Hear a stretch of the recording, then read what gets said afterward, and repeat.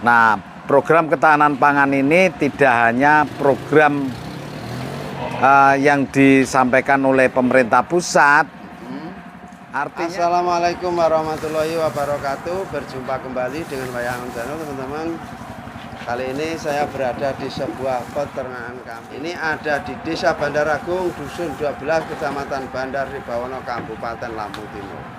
Kita akan masuk menjumpai sang owner untuk ngobrol-ngobrol tentang peternakan kambing ini.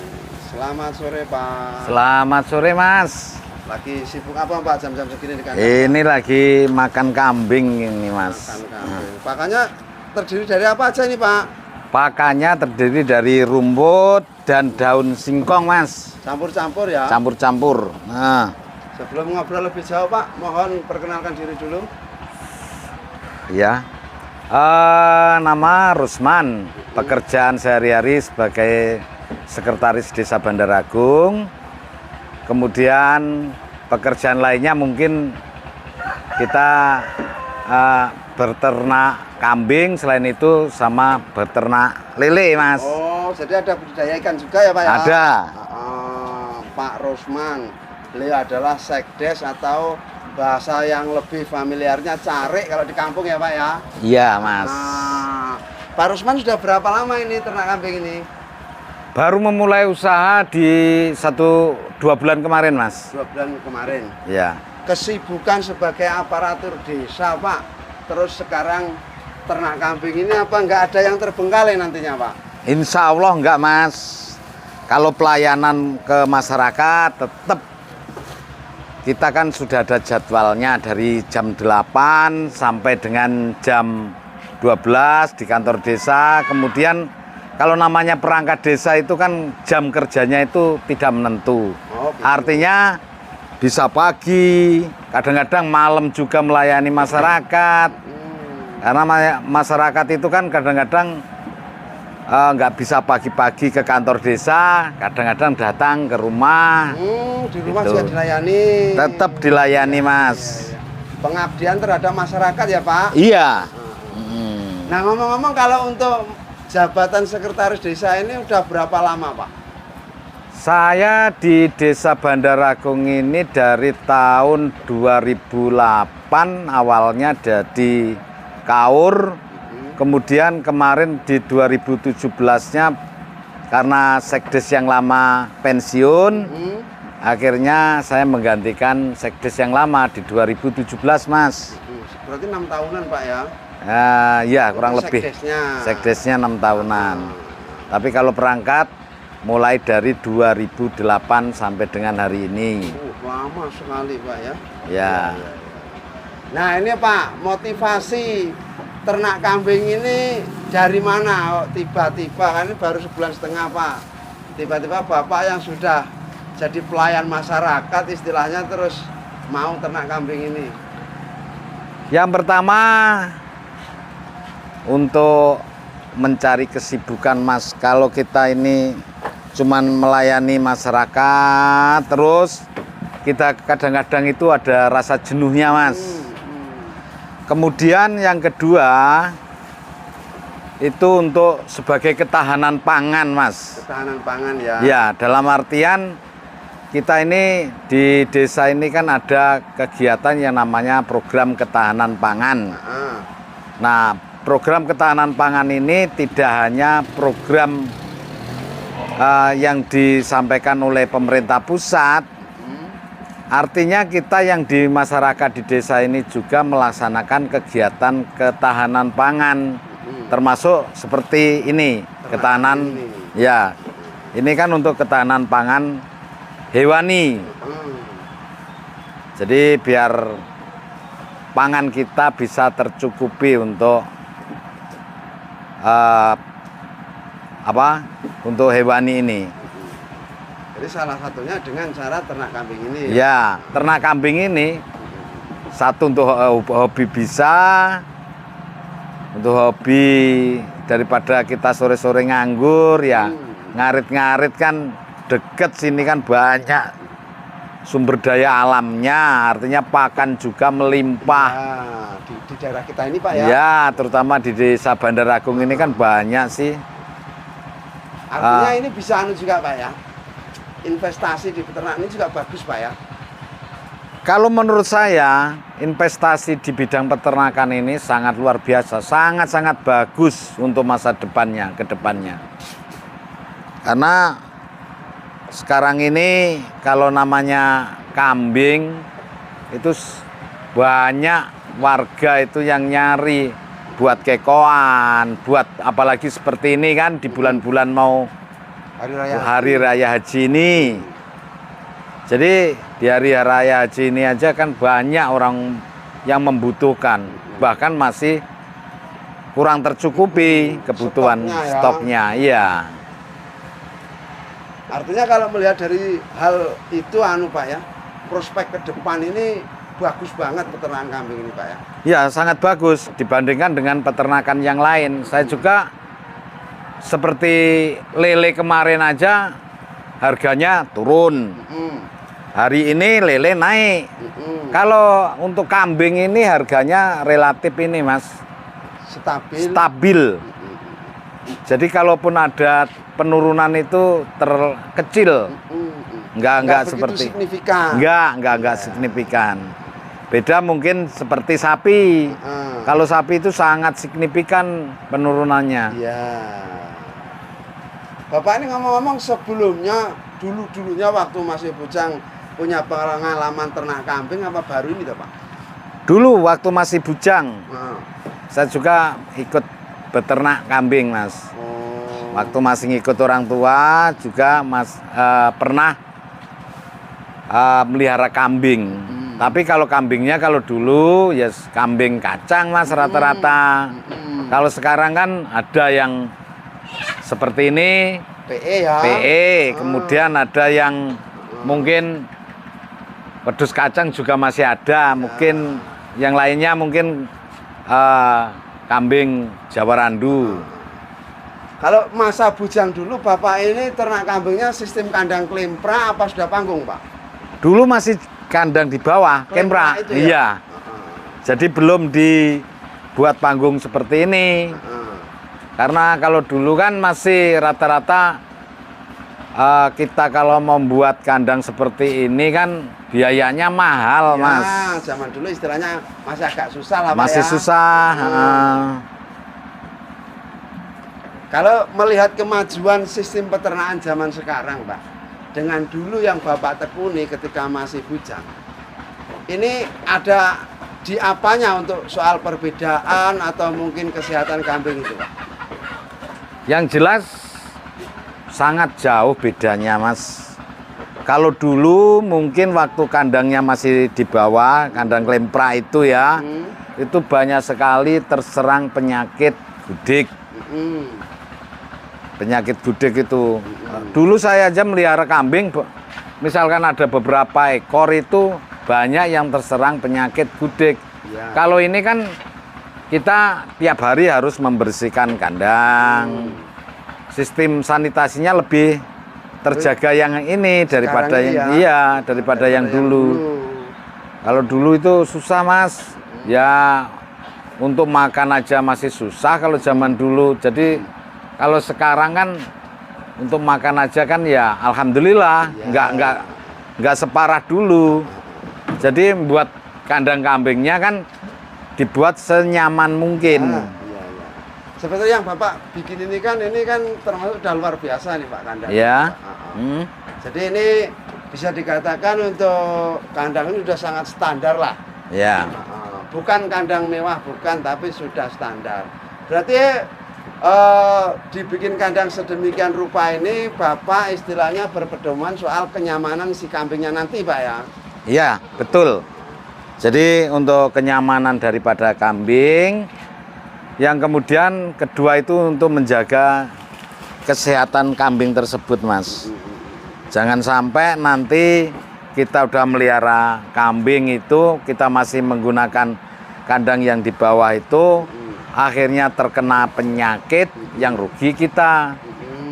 Jadi harus kita inian dulu Mas. dibuat yang sebaik mungkin. Iya. Jangan sampai nanti kita udah melihara banyak kambing, ujung-ujungnya terkena penyakit kalau kandang klempra itu kan. Iya. Nah, selama 1,5 bulan ini Pak, yang dirasakan kalau untuk kendala sudah ada nggak Pak ini Pak? Sampai dengan hari ini nggak ada kendala Mas. Nggak ada ya? Nggak ada dalam pemeliharaan. Cuman kemarin itu ada juga yang terkena penyakit mempreng itu Mas. Tapi udah disuntik. Alhamdulillah udah sehat semuanya kambingnya. Sehat, ya. Udah nggak ada ini lagi. Mempreng ya Pak? Mempreng. Nah itu kalau dipelajari menurut Bapak mempreng ini penyebabnya apa Pak? Karena yang membuat kambing membrengan itu? Karena kalau menurut saya itu faktor daripada makanan Mas. Makanan ya? Iya, kemarin saya coba makanannya itu pakai odot Mas. Mungkin karena ada kambing-kambing yang kecil-kecil itu nggak terbiasa makan odot. Iya. Akhirnya jadi penyakit memprengan itu. Oh gitu, dari odot Pak ya? Iya. Nah sedangkan untuk penanganannya sendiri Bapak menggunakan obat jenis apa ini? Waduh, saya nggak apa itu lupa Mas namanya obatnya itu. Jenis suntik apa gimana?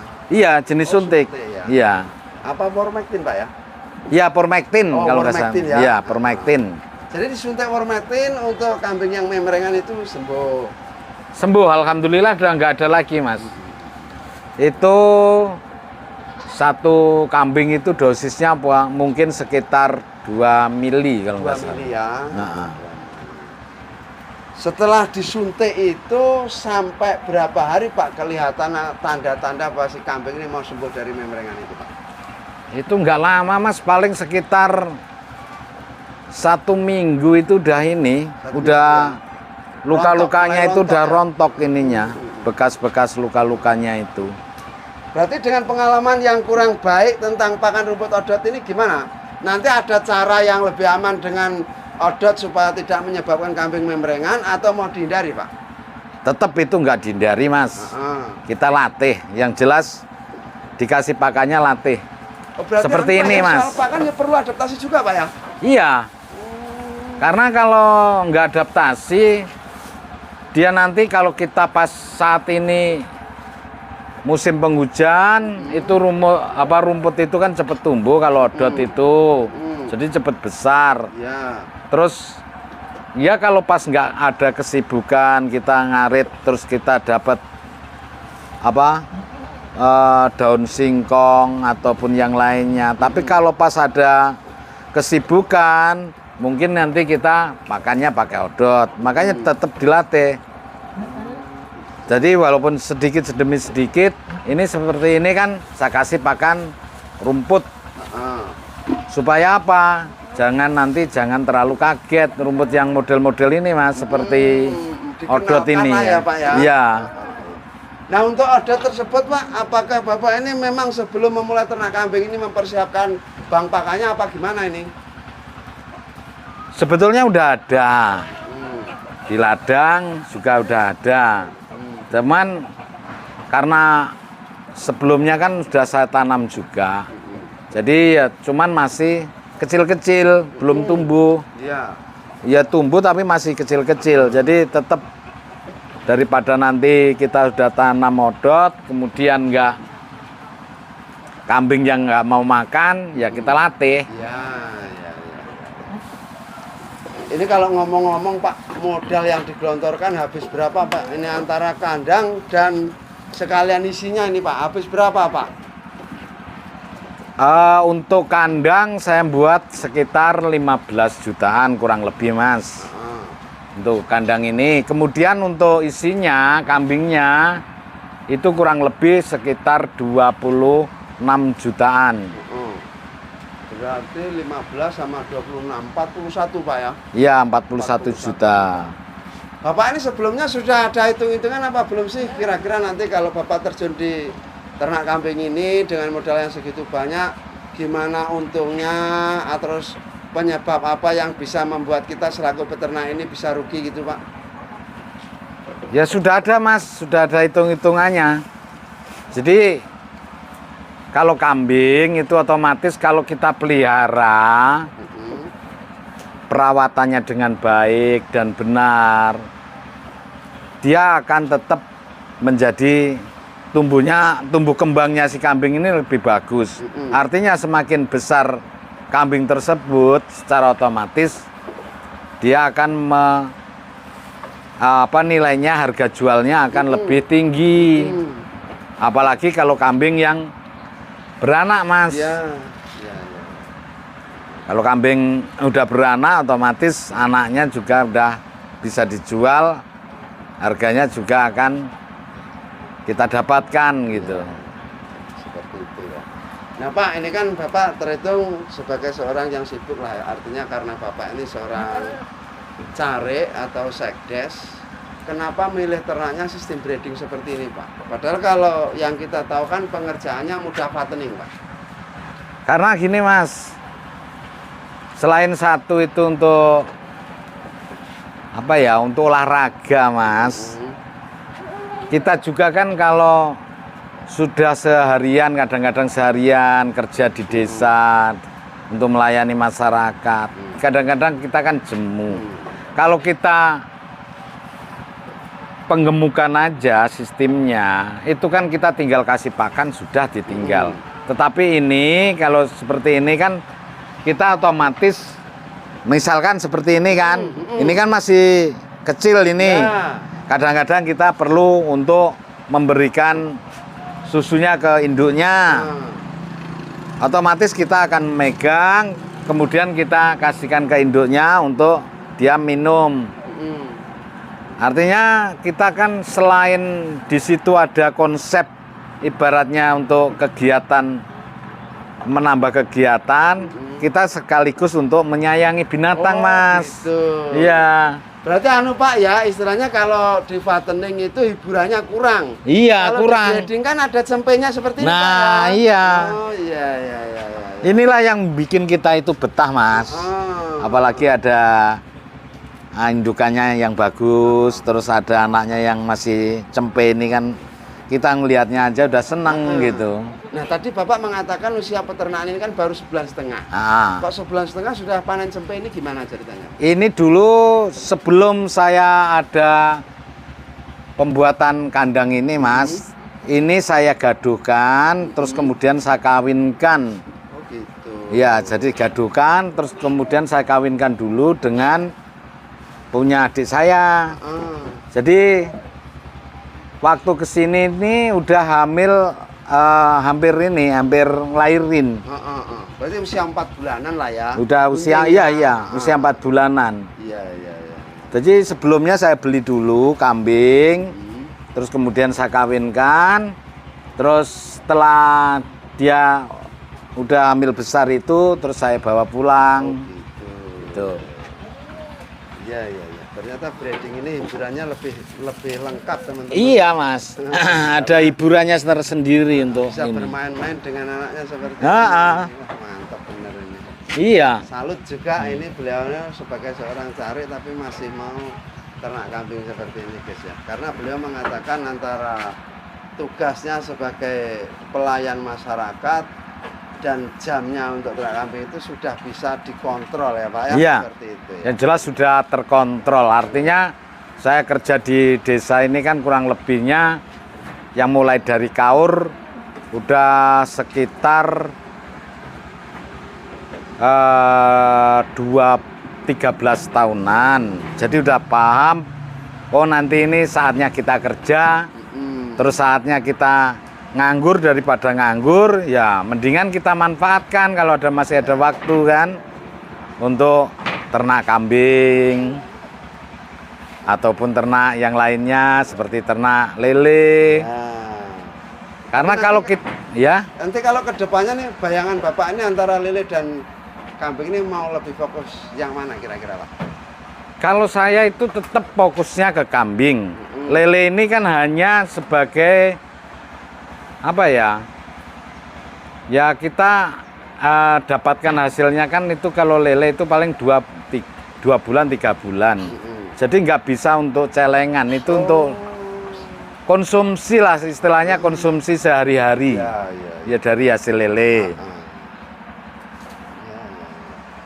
sebenarnya ke depan memang niatnya mau lebih fokus ke Kambing. ini. Iya. Ya Pak, matur nuwun ini. Mohon maaf saya sudah mengganggu waktunya. Terima kasih banyak Bapak sudah memberikan pencerahan terhadap kami, saya pribadi dan masyarakat umumnya. Semoga ke depan ini Bapak sehat dan ternak kambingnya sukses, berkembang jadi banyak. Amin. Saya mohon diri dulu Pak ya. Iya. Terima kasih Mas. Oke, sama-sama Pak. Demikian tadi teman-teman perbincangan saya dengan seorang tokoh yang menurut saya sangat inspiratif. Ini bisa kita tiru pertimbangan dan masukan dari beliau untuk kita ketika mau memulai ternak kambing. Semoga ini bermanfaat teman-teman. Jangan lupa subscribe dan komentar. Kita akan berjumpa kembali pada sesi berikutnya. Wassalamualaikum warahmatullahi wabarakatuh.